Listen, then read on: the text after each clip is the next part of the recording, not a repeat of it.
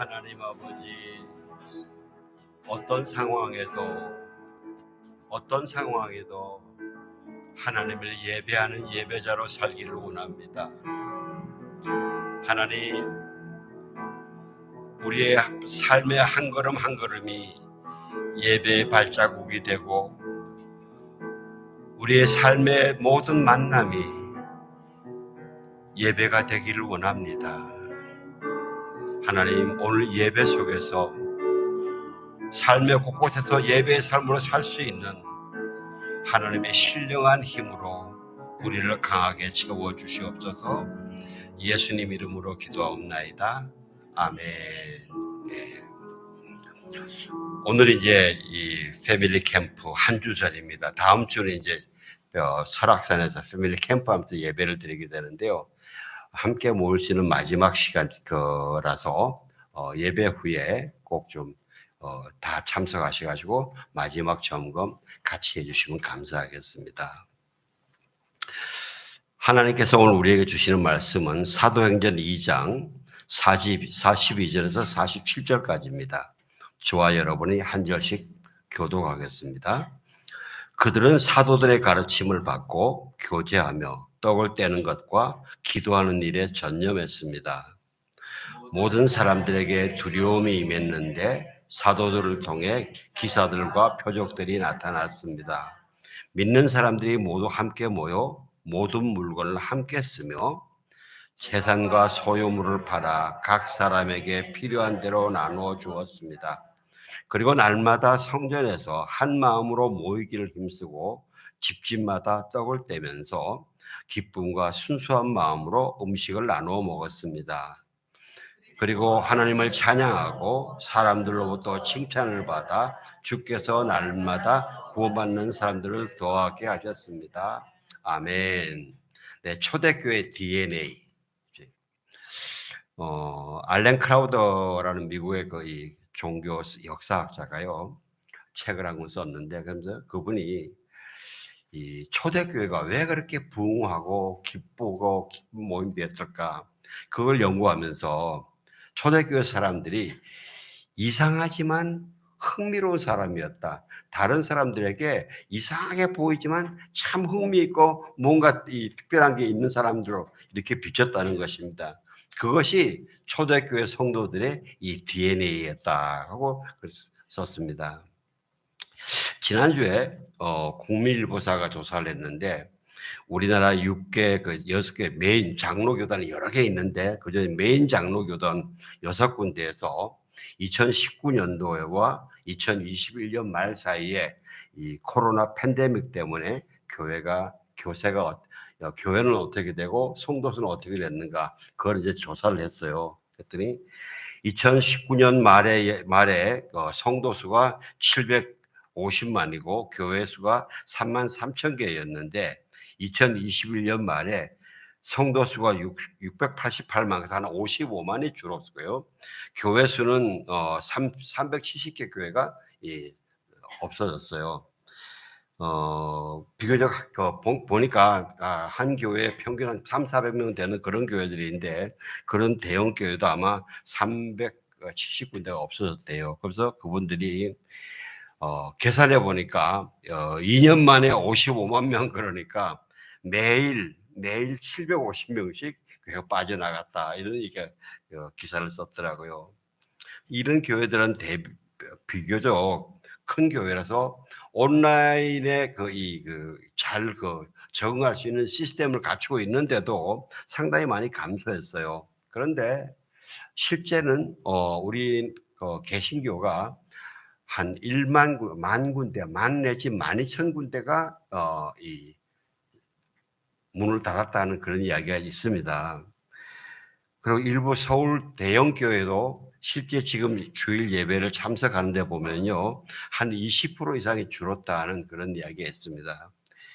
그러고 보면 이 신문에서 발표된 것보다 이 피해가 더 심각하지 않을까.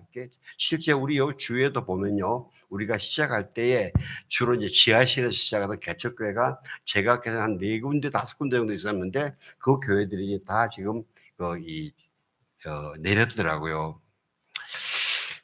우리 예수은혜교회 여기까지 지켜주신 하나님께 정말 감사하면서도요. 그러면서 감사만 아니고 정말 안타까운 게 그 개척교회들, 왜냐하면 교회는 여러분 우리나라의 그 영적인 분위기가 살아나려면 교회는 자꾸 개척돼야 돼요.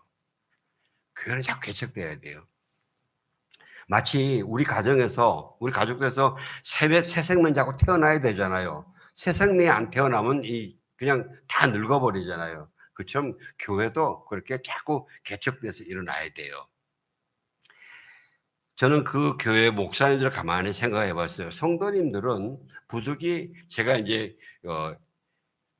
여기 오기 전에 예전에 개척교회를 하다가 이제 내려놓고 정리해 봐서 그 마음을 아는데, 그래서 그때 성도님들은 다른 교회 큰 좋은 교회 다 소개해 드리고 저희들은 이제 이 클로즈하고 나왔는데, 그때 그 마음이 참 무지 아팠어요.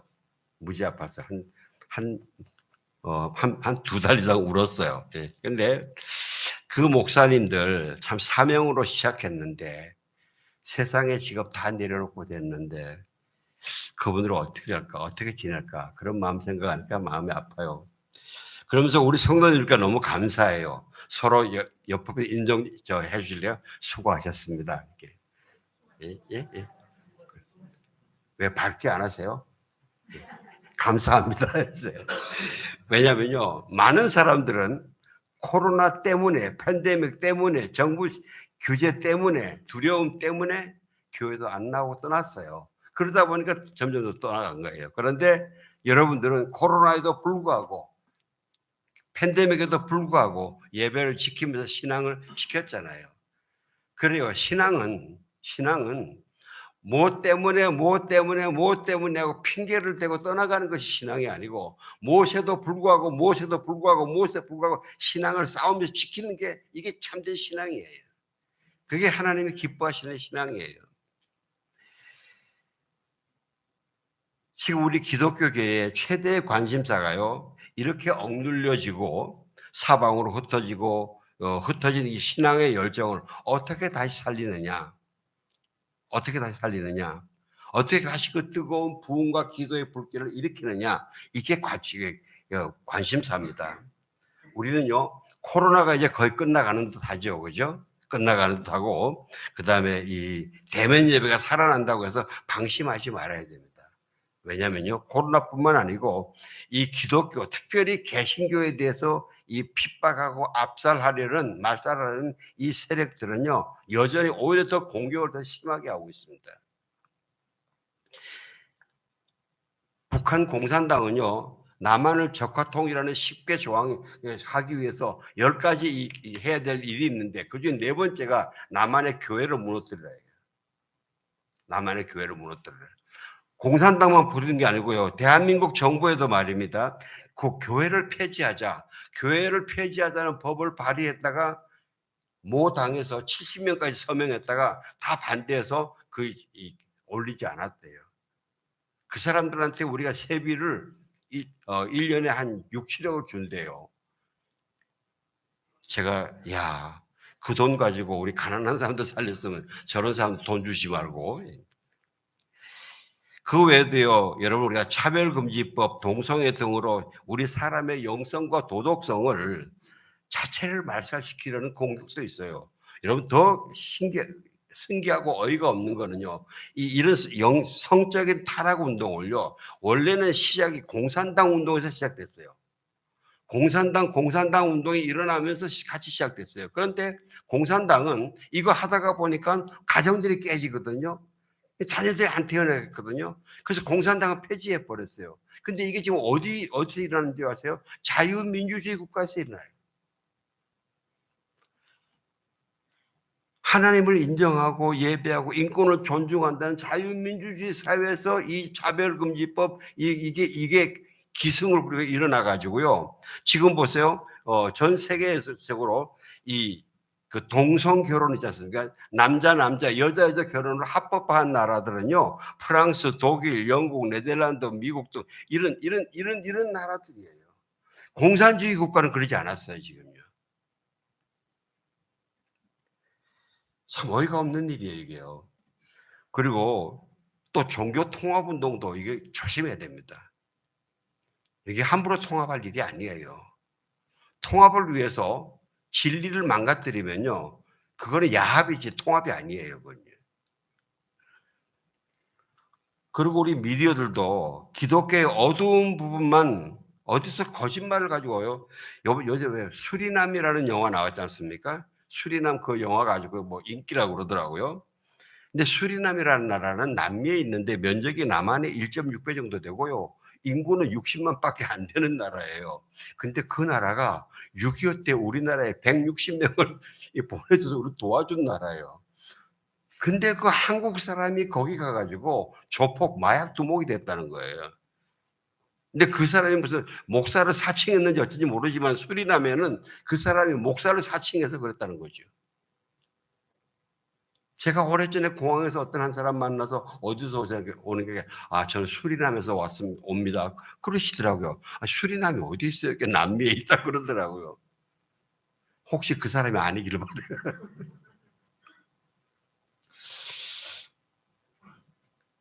글쎄요, 우리도요, 심기일전 해야 됩니다. 코로나 팬데믹에 그 많은 교회들이 없어졌는데 하나님께서 왜 우리를 살려주셨을까? 우리가 그들보다 더 열심히 예배해서 그들은 열심히 얼마나 개척교회니까 그 목사님과 사모님은 얼마나 눈물로 기도했겠어요. 예? 저는 여기서 하나님이 우리를 향한 우리를 이렇게 살려주신 이것에 대해서 뭔가 특별한 계획이 있다고 우리에게 가질 사명이 있다고 저는 믿습니다. 그래서 우리가 함께 우리가 그 사명을 위해서 생명을 걸고 나가기 위해서는요, 진리와 성령으로 다시 한번 재무장을 해야 돼요. 이만하면 됐지가 아닙니다. 진리와 성령으로 재무장해야 돼요.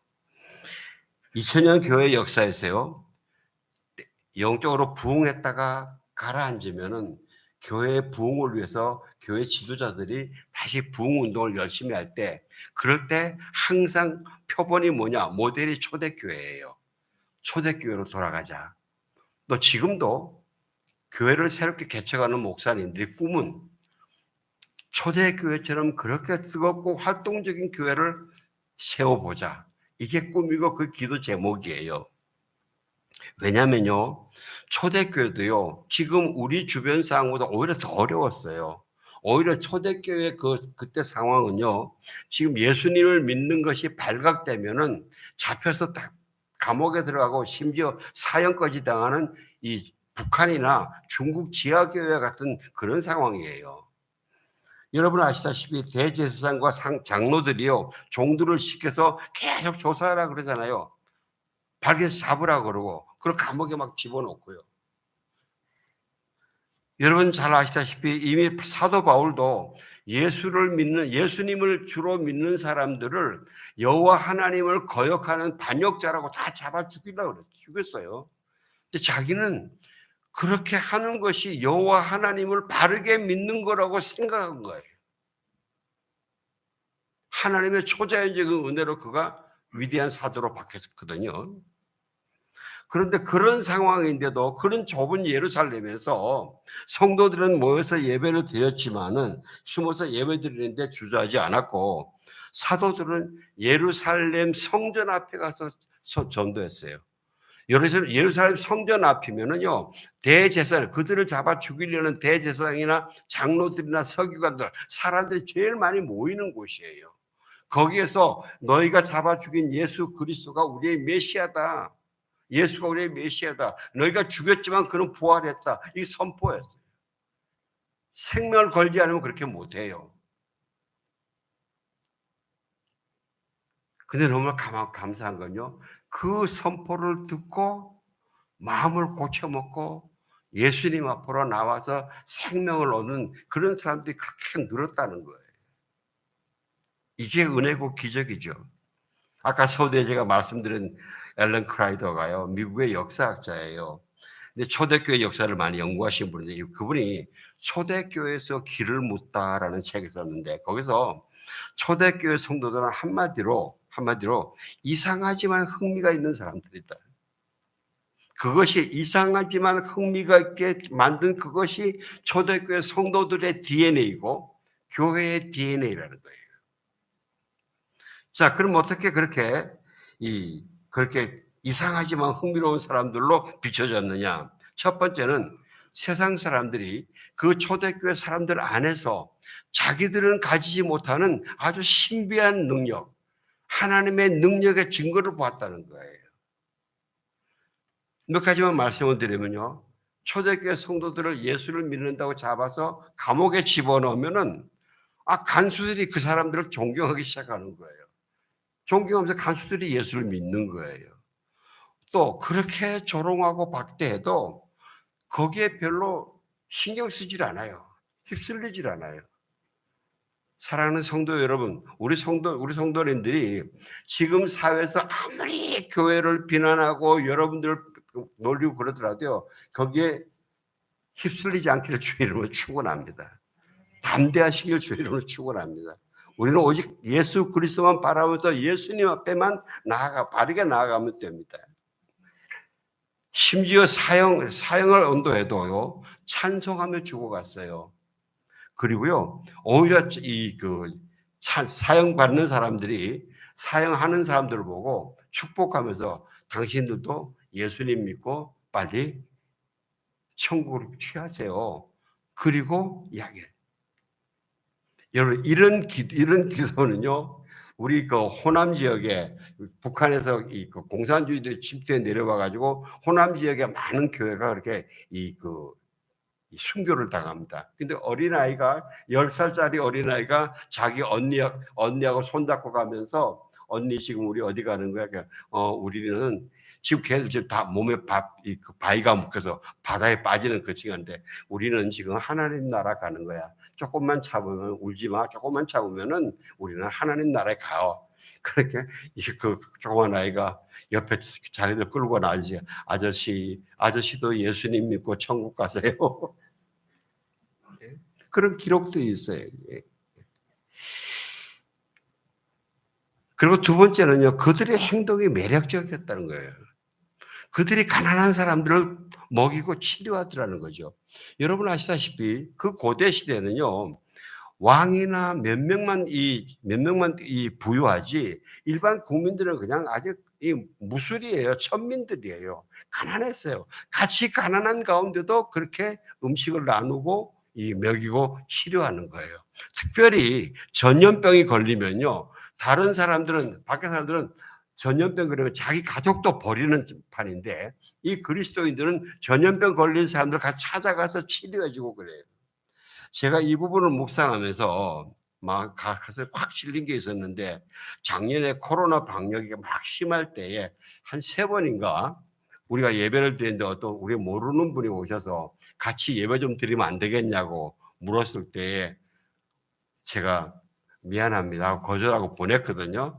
제가 그게 딱 생각해서 예수님이라면 어떻게 하셨을까? 예수님이 뭐라 하실까? 제가 다시 생각을 해봤는데요.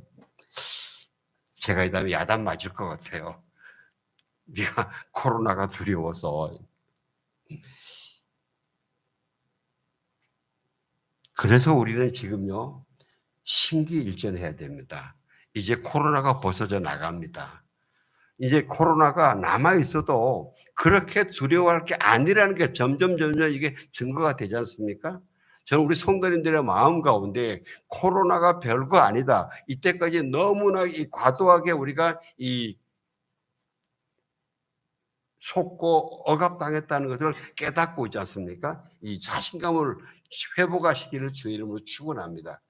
그래서 우리가 담대하게 우리가 모르는 사람도 이제 예수 믿고 같이 예배하자 하고 데려올 수 있도록 말이죠. 이제는 제가 왜 그때 그 양반들 내가 환영하지 못했을까? 오늘 본문은요, 이 초대교회 공동체의 모습입니다. 42절 다시 한번 띄워주실래요? 같이 봉독합니다. 시작. 그들은 사도들의 가르침을 받고 교제하며 떡을 떼는 것과 기도하는 일에 전념했습니다. 예, 열심히 같이 모여서 함께 신앙 훈련을 했어요. 그 다음에 43절요. 모든 사람들에게 두려움이 임했는데 사도들을 통해 그 기사들과 표적들이 나타났습니다. 여러분, 사도들만 통해서 나타났어요? 아니에요. 그때 평신도들 다 나타났어요. 지금 우리도 여러분 성령이 충만한 교회는요, 목사님만 안수기도한테 능력이 나타나는 게 아니고요, 성도님들이 아버지 성령의 은사를 받은 분들에게 다 기적의 기사가 나타납니다. 그다음 44절요. 믿는 사람들이 모두 함께 모여 모든 물건을 함께 쓰며 45절 재산과 소유물을 팔아 각 사람에게 필요한 대로 나누어 주었습니다. 굉장히 풍성했죠. 46절요. 그리고 날마다 성전에서 한 마음으로 모이기를 힘쓰고 집집마다 떡을 떼면서 기쁨과 순수한 마음으로 음식을 나눠 먹었습니다. 예, 교회에서 모이고 집에서 모이고요. 계속 모이는 거예요. 그 다음에 47절 그리고 하나님을 찬양하고 사람들로부터 칭찬을 받아 주께서 날마다 구원받는 사람들을 더하게 하셨습니다. 예, 칭찬을 받는데요. 지금 우리는 이 비난받고 그런다고 우리 다 의기소침해 있는데 원래는 이게 칭찬받는 공동체거든요. 어떻게 이런 은혜가 가능했을까? 오늘은 특별히 그 전후를 통해서 이분들이 했던 특별한 회개를 좀 소개하려고 합니다. 예수님의 예언대로 오순절에 120여 명이 마가의 다락방에서 열심히 기도할 때 성령이 강림하셨어요. 성령이 강림하시니까 모두가 각자 서로 다른 방언으로 방언을 말했는데 그때 온 사람들이 전 세계에서 온 유대인들이에요. 디아스포라, 흩어져서 살던 유대인들이 이 6월절에 예루살렘에 이 순례 온 그 유대인들이 그렇게 유대인들이지만 유대인 말 말고 다른 나라 말은 못해요. 자기네 말만 하지. 그런데 이 사람들이 보니까 막 방언을 하는데 각 나라 사람들이 자기네 각 지역 언어로 하나님의 큰 일을 듣는단 말이죠. 그런데 아시다시피 이 사람들이 갈릴리 사람들인데 갈릴리 촌동네 사람들인데 이 사람들이 무슨 해외 여행한 것도 아니고 예? 이 사람들이 어떻게 우리말로 이렇게 유창하게 이야기를 하냐. 그럼 놀라니까 사람들이 한 말이 야 술에 취했나 보다. 새로운 술에 취했나 보다. 희한한 술이죠. 그 마법이죠. 그죠? 어떻게 자기 나라 모르는 단어로 그 말로 이야기를 하니까요. 그러니까 베드로가 일어나서 술에 취한 것 아니다. 지금 아침인데 술에 취한 거 아니고 오래전에 우리 요엘 선지자를 통해서 예언해 주신 성령, 하나님의 영으로 충만해진 것이다. 너희들이 십자가에 못 박아 죽인 예수 그리스도를 하나님께서 우리 주가 되고 구세주가 되게 하셨다. 근데 그가 너희들이 십자가 못 박아 죽었지만 그는 부활하셨다. 우리가 보았다 증인이다. 그렇게 말씀하시면서 이제 36절 한번 띄워주세요. 같이 봉독합시다. 시작.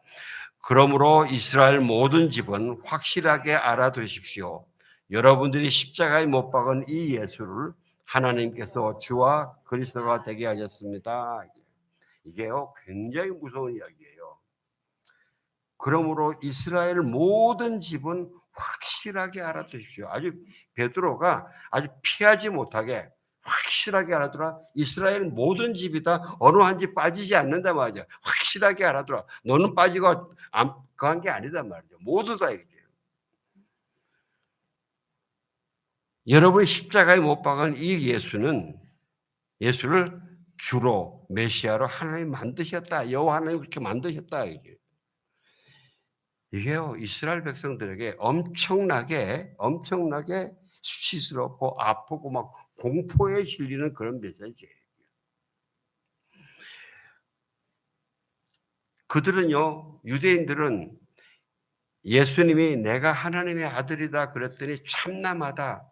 지가 어떻게 사람이면서 하나님과 동등되게 하느냐. 이 신성모독죄로 고발해가지고 십자가에 못 박히게 했어요.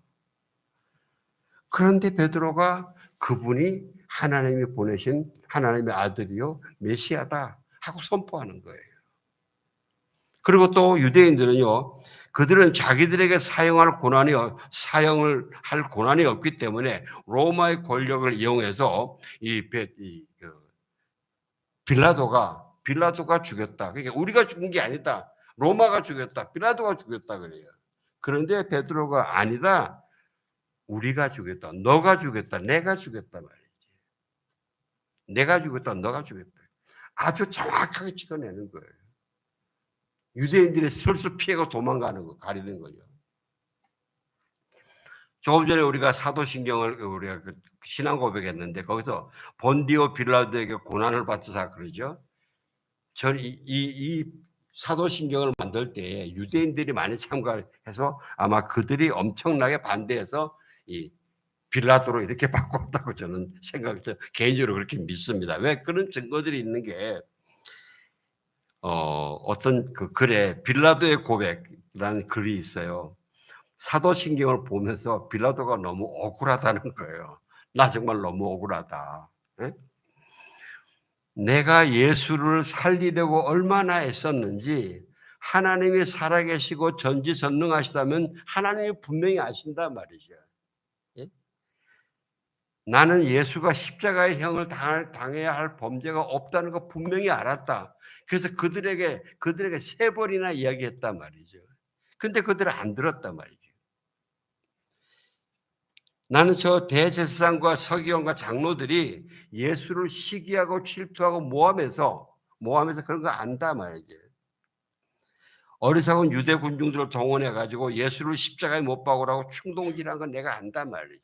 근데 당시 로마 정부 지도자들에게 가장 약점은 그것이 올바른 재판이냐 틀린 재판이냐 이게 중요한 게 아니고 어리석은 군중들이 소리를 지르고 막 소요를 일으켰느냐 안 일으켰느냐 이게 중요하다 이거지. 그래서 그거를 진정을 시키지 못하면은 로마 행정관도 무능하다고 쫓겨난단 말이죠. 그래서 내가 꿀렸는데 그럼 내 아내도 그 밤에 꿈을 꿔서 이 예수에게 어떤 나쁜 일 하지 말라고 그래서 내가 예수에게 채찍질한 것은 예수를 죽이려고 그런 거 아니었다. 여러분 보세요. 빌라도가 예수님을 그렇게 채찍질한 게 예수님을 죽이려고 채찍질한 게 아니에요. 어떻게 하면 이 사람을 좀 비참하게 만들어서 저 성난 군중들의 동정심을 얻어서 놓아주려느냐 이러려고 때린 거예요.